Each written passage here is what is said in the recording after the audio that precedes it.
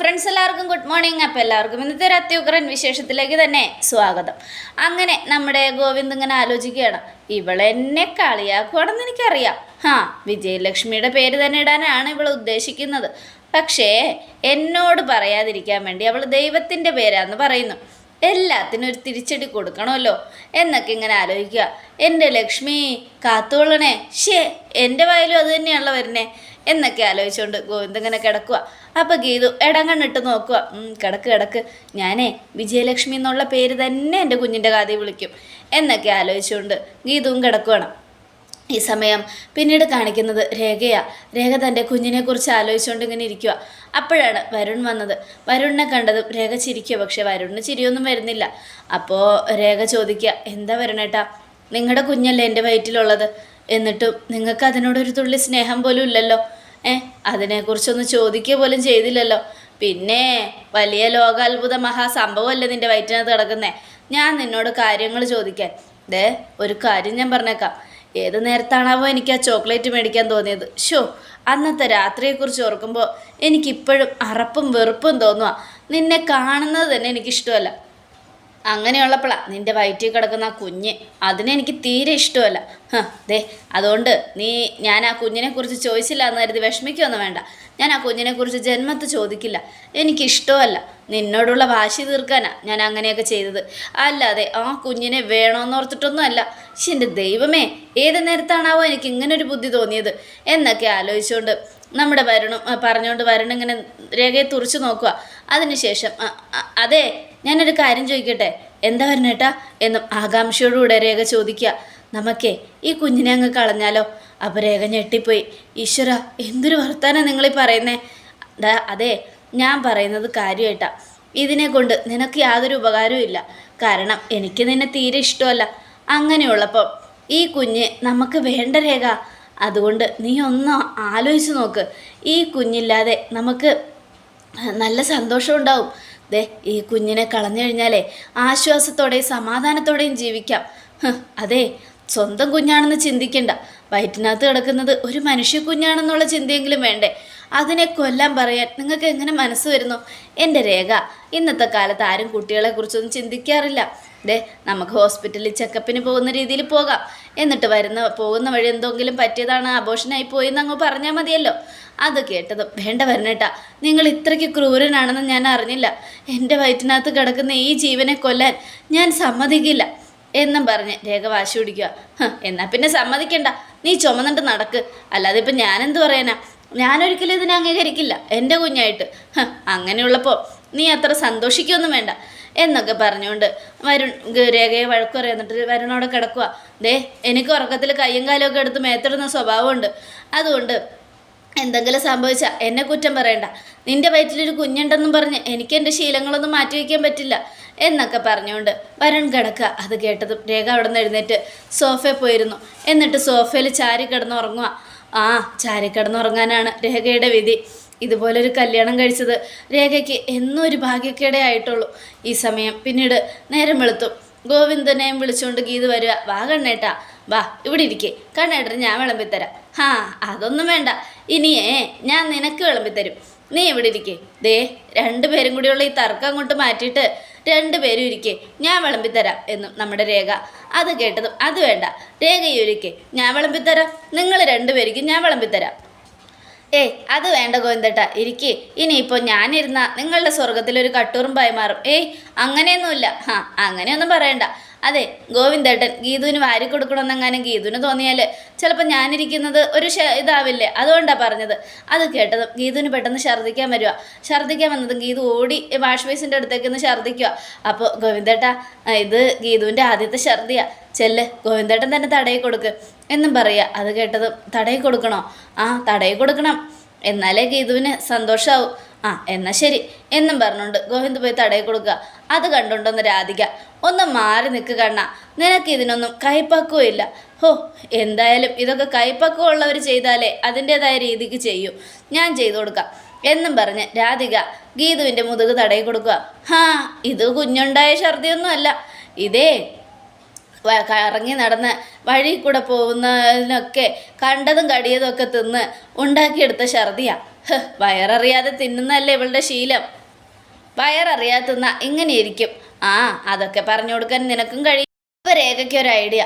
ഇവർ മനഃപൂർവ്വം ഗീതുവിനെ വിഷമിപ്പിക്കാൻ വേണ്ടി ഓരോന്ന് പറയുക. എന്തായാലും ഞാനും ഛർദ്ദിക്കാൻ വരുന്നപോലെ അഭിനയിക്കാം. അയ്യോ എനിക്കും തീരെ വയ്യ, ഉരുണ്ട് കയറുന്നത് പോലെ. എന്താ ഇത്, എനിക്ക് തീരെ വയ്യ എന്ന് പറഞ്ഞുകൊണ്ട് രേഖ വാഷ് ബേസിൻ്റെ അടുത്തേക്ക് ഓടുക. അത് കണ്ടതും നമ്മുടെ ഗോവിന്ദ്, രാധികാമ്മേ ദേ രേഖയ്ക്കും വയ്യ, ആ ഛർദി കണ്ടിട്ട് എന്തോ മഹാവലിയ ഛർദി പോലെയുണ്ട്. രാധികാമ്മ ചെല്ല്, പോയി മുതുക് തടയി കൊടുക്ക്. കൈപ്പക്കമുള്ള ആൾ തന്നെ അത് ചെയ്യണം. ഈ വീട്ടിലെല്ലാം ഒരുമിച്ച് ഗർഭിണിയായിട്ട് ബാക്കിയുള്ളതിന് മുഴുവനും പണി എന്നും പറഞ്ഞുകൊണ്ട് രാധികാമ്മ അങ്ങോട്ടോടുക.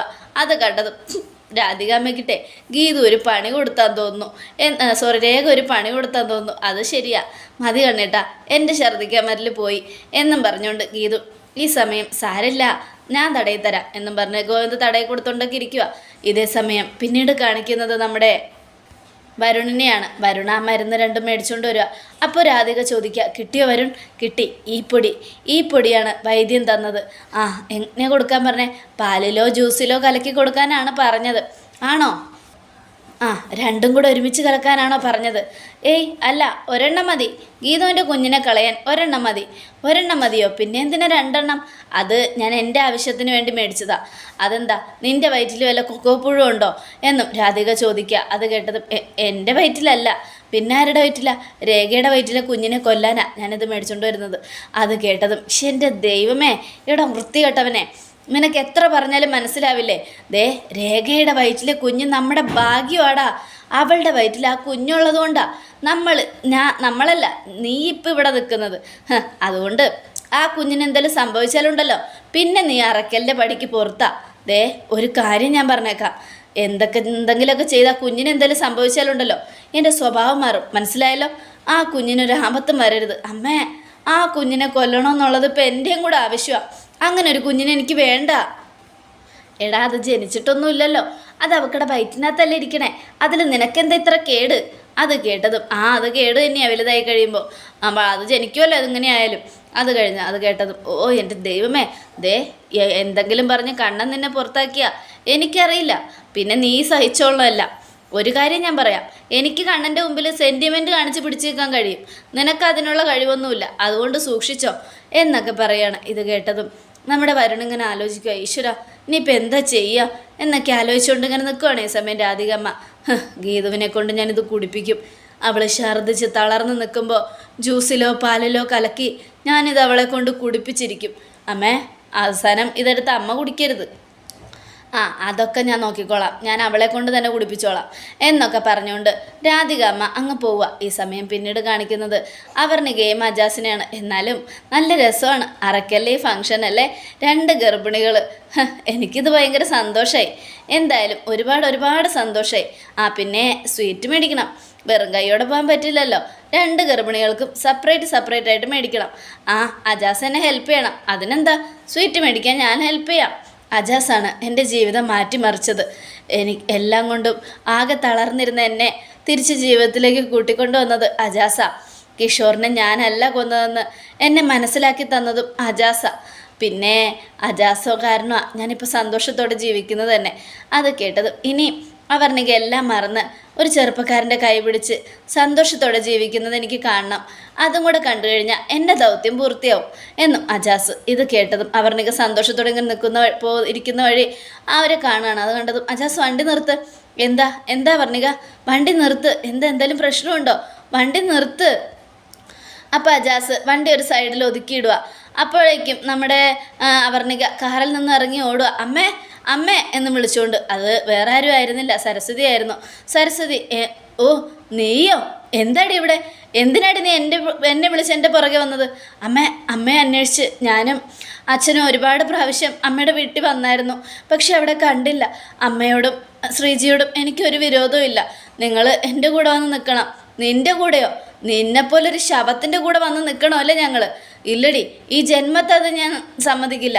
എൻ്റെ മോളും ഞാനും സമാധാനത്തോടെ അല്ല ജീവിക്കുന്നത്. എൻ്റെ മോൻ പോയതിന് ശേഷം ഞങ്ങൾക്ക് ഒരു വകയ്ക്കുമില്ല, ഒരു ഭക്ഷണം പോലും മര്യാദക്ക് കഴിച്ചിട്ടില്ല. എന്നിട്ടും എല്ലാം മനസ്സിലടക്കി ഒതുക്കി പിടിച്ച് നടക്കുന്ന എന്തിനാണെന്നറിയാമോ? നിന്നോടുള്ള പ്രതികാരം വീട്ടാൻ, നിന്നെ കൊല്ലാൻ. എൻ്റെ മോനെ കൊന്ന് നീയും നിൻ്റെ കൂട്ടാളി ഗീതുവും കോടതി കയറി ഇറങ്ങണം, ജയിലിൽ കിടക്കണം. അതിനു വേണ്ടി ഏതറ്റം വരെ പോകേണ്ടി വന്നാലും ഞാൻ പോകും. അമ്മ അങ്ങനൊന്നും പറയരുത്. വേണ്ട, നീ കൂടുതലൊന്നും പറയണ്ട. നീ തന്നെയാ കൊന്നത്. എൻ്റെ മോനെ നീയും ഗീതവും കൂടെ ചേർന്നാ കൊന്നത്. അത് കേട്ടതും ഇല്ലമ്മേ, അമ്മയ്ക്ക് ശ്രീജിക്കും ജീവിക്കാനുള്ള പണമൊക്കെ ഞാൻ അയച്ചു തരാം. അമ്മയും ശ്രീജിയും ഒരു കുഴപ്പം കൂടാതെ ജീവിച്ചാൽ മതി. ഒന്ന് പോടി. എൻ്റെ മോനെ കൊന്നതിൻ്റെ പിച്ചക്കാശ് നീ എനിക്ക് തരുവാണോ? ഒരിക്കലും എനിക്ക് നിൻ്റെ പണം വേണ്ടടി. പട്ടിണി കിടന്ന് ചത്താലും നിൻ്റെ പണം ഞാൻ മേടിക്കില്ല. പക്ഷേ ഇനി നീ കണ്ടോ, നിന്നെയൊക്കെ ഞാൻ ജയിലിൽ കിടത്താൻ വേണ്ടി ഇപ്പോഴും ഞാൻ പോകുന്നതേ MLA ഓഫീസിലേക്കാണ്. എൻ്റെ മോൻ്റെ മരണത്തിന് കാരണക്കാരായവരെ നിയമത്തിന് മുൻപിൽ കൊണ്ടുവരാൻ ഞാൻ ഏതറ്റം വരെ വേണമെങ്കിലും പോവും. അപ്പോഴാണ് സരസ്വതി അവർണിക്ക് ഒന്ന് ശ്രദ്ധിച്ചത്. എന്നിട്ട് അടി മുതൽ മുടി വരെ നോക്കി. ഭർത്താവ് മരിച്ചിട്ട് അധികം പോലും ആയിട്ടില്ല, എൻ്റെ മോൻ്റെ കർമ്മങ്ങൾ പോലും നടന്നിട്ടില്ല. അപ്പോഴേക്കും വിധവയായ നീ അണിഞ്ഞൊരുങ്ങി സുന്ദരിയായിട്ട് നടക്കുന്നോ? ഏതവനെ വീഴ്ത്താനാടി? നിൻ്റെ ഈ പോക്ക് എനിക്കറിയാം. എൻ്റെ മോനെ കൊന്ന് നിനക്ക് വേറെ ഏതെങ്കിലും ഒരുത്തൻ്റെ കൂടെ ജീവിക്കാനായിരിക്കും ഇങ്ങനെയൊക്കെ ചെയ്തത്. അവനെ കൊന്നത് ശരിയായില്ലടി. നീ അനുഭവിക്കും, ഒരുപാട് അനുഭവിക്കും. അനുഭവിക്കാതെ ഈ മണ്ണിൽ നിന്ന് പോകില്ലടി. നിന്നെയൊക്കെ അനുഭവിപ്പിക്കും ഞാൻ. നീയും നിൻ്റെ കൂട്ടുകാരി ഗീതവും നരകതുല്യമായ വേദനകൾ അനുഭവിക്കും എന്നും പറഞ്ഞുകൊണ്ട് സരസ്വതി അങ്ങ് പോവുക. അപ്പോഴേക്കും അവരുടെ കരഞ്ഞ് ഭയങ്കര വേഗത്തിൽ അങ്ങ് പിന്നോട്ട് നടന്നു പോയി. ഇത് കണ്ട അജാസ് കാറിൽ നിന്ന് ഇറങ്ങി ഓടിച്ചല്ലോ. അവർണികെ, ഇതെങ്ങോട്ടാ പോകുന്നേ? കാർ അവിടെയാ, മാറി നിൽക്കുക അജാസ്, ഞാൻ പോവുക. അവർ പറഞ്ഞതിൽ കാര്യമില്ലേ? അമ്മ പറഞ്ഞതല്ലേ സത്യം? എൻ്റെ കിച്ചു മരിച്ചിട്ട് ഇത്രയും ദിവസം ആവുമ്പോഴേക്കും ഞാൻ അണിഞ്ഞൊരുങ്ങി നടക്കാൻ പാടില്ലായിരുന്നു.